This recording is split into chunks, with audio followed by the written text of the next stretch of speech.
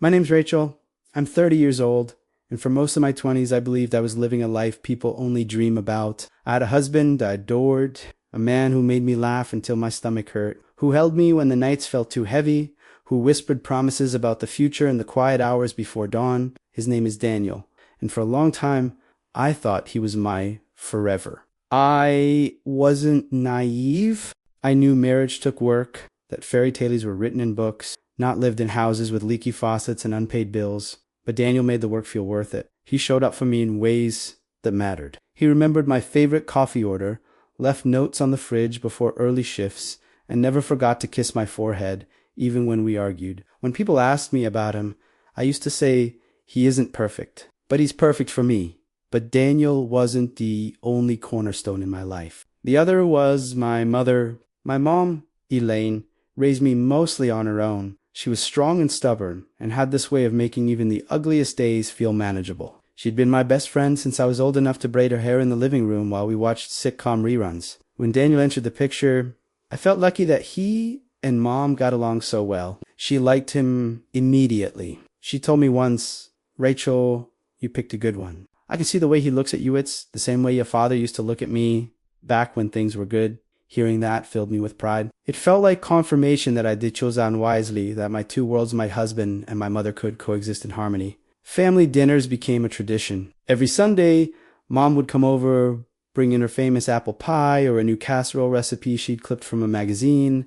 Daniel and I would cook the main course. She'd handle dessert, and the three of us would sit around the table laughing at stories we'd all heard 100 times before. Sometimes I'd catch Daniel and Mom laughing together in the kitchen while they washed dishes. Their laughter blended as Zelly, hers rich and familiar, his warm and deep. I used to smile at the sound. It felt like family. It felt safe. If only I'd known. There were weekends we'd all go shopping together, me, Daniel, and Mom. She'd tease me about my taste in shoes while he defended me with my... When my birthday rolled around, they planned a surprise party together. I remember standing in the living room surrounded by balloons, looking at the two of them side by side, and thinking, I am so lucky, and in many ways, I was. But sometimes, even in the middle of those golden moments, I'd feel a twinge of something I couldn't name, a lingering look between them that lasted a beat too long. A private joke I wasn't in on. The way Daniel seemed more eager to help Mom with errands than he was to tackle the ones at home. Back then, I brushed it off. Of course they're close, I told myself. She's like a second mother to him. Isn't that what every woman wants for her husband and her mom to get along? I didn't realize that sometimes the very thing you think is a blessing can rot into something unthinkable. Looking back now, I can see the foreshadowing. The little cracks in what I thought was a perfect picture, but at the time, I was blind to it. I believed in them both too much, my husband, my partner in everything, and my mother, my best friend, my anchor. The two people I trusted most in this world. The two people who would eventually betray me in the worst way imaginable. It's funny how hindsight sharpens everything. Back then, I told myself I was imagining things, but now, when I replay those moments, I can see the red flags waving like warning signals I refused to acknowledge. The first was how often Daniel started calling my mom without me. I'd pick up the home phone and hear her voice already on speaker with him, laughing about something trivial. When I asked later what it was about, he'd shrug. "Oh, just checking in about Sunday dinner." At first, I thought it was sweet. What kind of husband goes out of his way to keep in touch with his mother? Minded I bragged about it to my friends.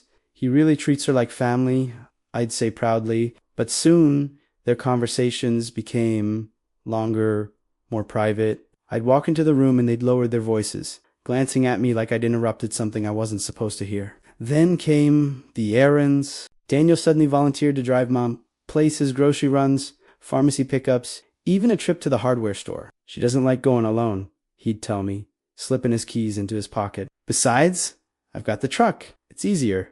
It was logical. Sure. Except sometimes he'd be gone for hours on what should have been a 15-minute trip. When I asked why, he'd grin sheepishly and say, traffic, or she couldn't find what she needed.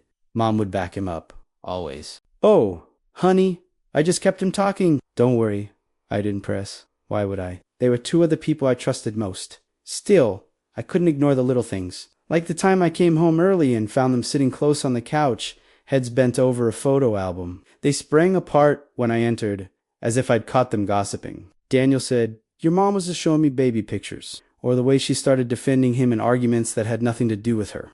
If I teased Daniel about forgetting to take out the trash, Mom would scold me. Rachel, he works so hard. Don't be so hard on him. It felt like the alliance in the room had shifted to end. I was the outsider. The holidays were the hardest. At Christmas, Mom bought Daniel a sweater I had told her I was planning to get. Oh, I must have forgotten you said that, she said with a smile too quick. At Easter, she baked his favorite pie one. I didn't even know he liked until he admitted she'd ask. And at my own birthday dinner, when Daniel raised a toast, Mom's eyes glistened with pride. She looked at him the way mothers look at sons. And for the first time in my life, I felt jealous of my own mother. Then there were the looks. Quick glances exchanged across the room, smiles that lingered too long. Once, at a barbecue with friends, I saw Daniel brush something off Mom's sleeve.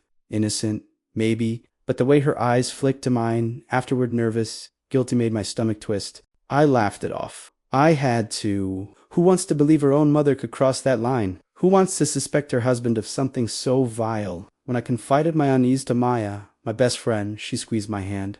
You're just stressed, she said. Wedding afterglow fades, you start noticing flaws. That's normal. Don't overthink it.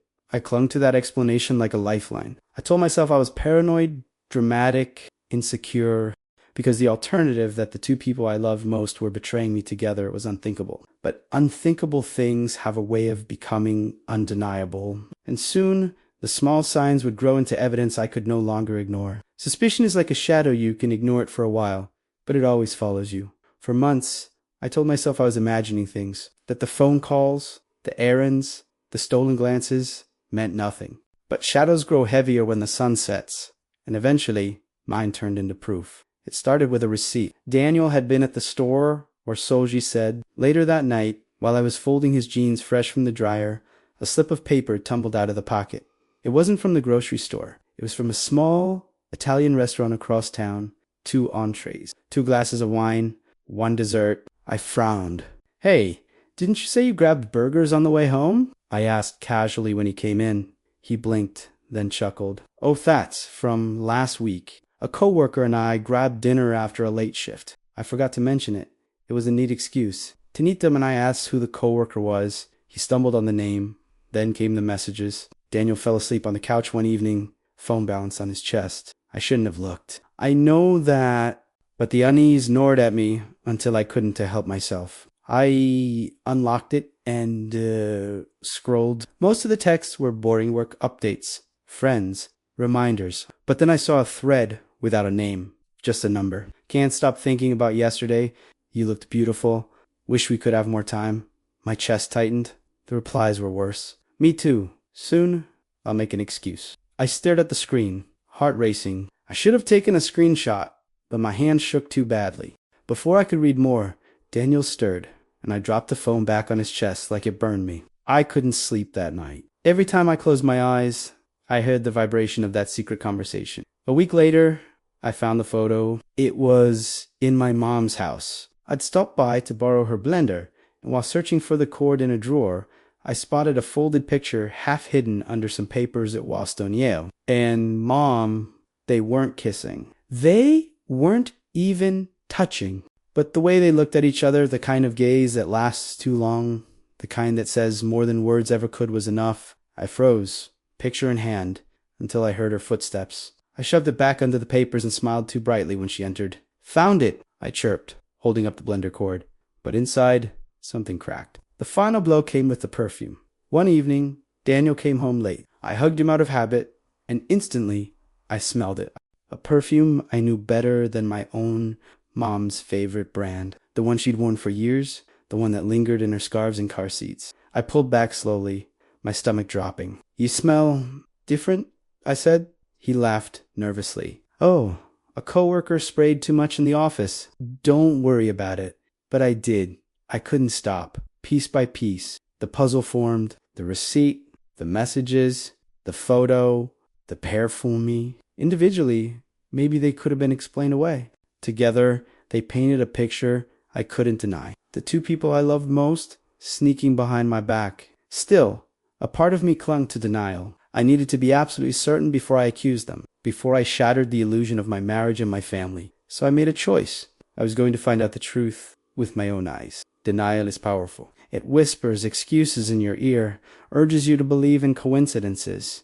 begs you to look the other way. But denial has a breaking point, and mine came on an ordinary Thursday afternoon. Daniel had told me he was working late. Mom had texted earlier, claiming she was heading to bed early with a migraine. Both excuses felt rehearsed, too polished, but I pretended to believe them. That night, something inside me refused to rest. My pulse thudded like a drum. My stomach clenched. I grabbed my keys, telling myself I just needed air, but I knew where I was going. To her house? The street was quiet when I pulled up, my headlights cutting across the familiar driveway. Her car was there, so was his. My throat tightened. I sat in the dark for a long moment, gripping the steering wheel so hard my hands ached. Maybe he'd just stopped by to check on her migraine. Maybe it was nothing, but my gut screamed otherwise. I walked to the side of the house, heart hammering, and peered through the living room window. And there it was. Daniel, my mother, not sitting far apart, not sharing polite conversation. They were on the couch, bodies too close, his hand brushing her knee. She leaned into him like it was the most natural thing in the world. And then, God help me, they kissed. Not a quick peck, not an accident. A kiss that spoke of practice, of history, of a secret life, lived when my back was turned. I stumbled back from the window, hand clamped over my mouth to keep from screaming. The world spun. My lungs forgot how to work. The man I'd promised forever to, the woman who gave me life. Together it was like watching my entire existence collapse in on itself. I must have made a noise, because suddenly the front door creaked open. Daniel stepped out, shirt rumpled, eyes widening when he saw me frozen at the edge of the porch light. "Rachel," he breathed, like my name was both a plea and a curse. Behind him, Mom appeared, lips still swollen, face pale as chalk when she realized I was there. My knees nearly gave out. "How could you?" I whispered, voice shaking. Neither answered right away. The silence between us was deafening. Daniel reached for me. "It's not what it looks like." I laughed, a broken sound that hurt my throat. "Not what it looks like. Do you think I'm blind? I saw you. Mom stepped forward, hands trembling. "Rachel, please, don't," I snapped. My voice was raw, louder than Edie ever heard it. "Don't you dare speak to me like you're still my mother. You both of you are nothing but liars." Tears blurred my vision, but I refused to let them fall in front of them. Daniel's voice cracked. "It was a mistake. We didn't mean for it to happen. How long?" I cut in, choking on the words. "How long have you been betraying me?" The silence stretched, and in it I found my answer. "Too long." Mom tried again, her voice breaking. "I never wanted to hurt you. I spat. "You just stole my husband. You've just destroyed your daughter's marriage. You just threw away every ounce of trust I ever had in you." She flinched like I'd slapped her. Daniel rubbed his face, muttering, "We didn't plan this." "Don't insult me with excuses," I said coldly. "You made choices over and over again. And now you've both lost me." The weight of my words hung heavy in the night air. They looked at me like I was slipping through their fingers, but I was already gone. I turned, stumbling toward my car. Daniel called after me, voice desperate. "Rachel, wait. We can fix this?" I spun around, rage flooding through the heartbreak. "Fix this. Fix this. You didn't just cheat on me, Daniel. You cheated with my mother." He broke something that can never be fixed. His mouth opened, closed. Mom's shoulders shook with silent sobs, but I had no tears left for them. I climbed into my car, slammed the door, and drove off with shaking hands. The rearview mirror showed them still standing there on the porch, two figures bound by betrayal, watching me disappear into the night. The truth wasn't a shadow anymore. It was blinding, and it had burned everything I thought I knew to ash. When I got home that night, I collapsed on the floor of my empty living room. I couldn't cry. I couldn't scream. I just sat there, numb, staring at the shadows on the wall. The betrayal had cut so deep I couldn't even feel the wound yet.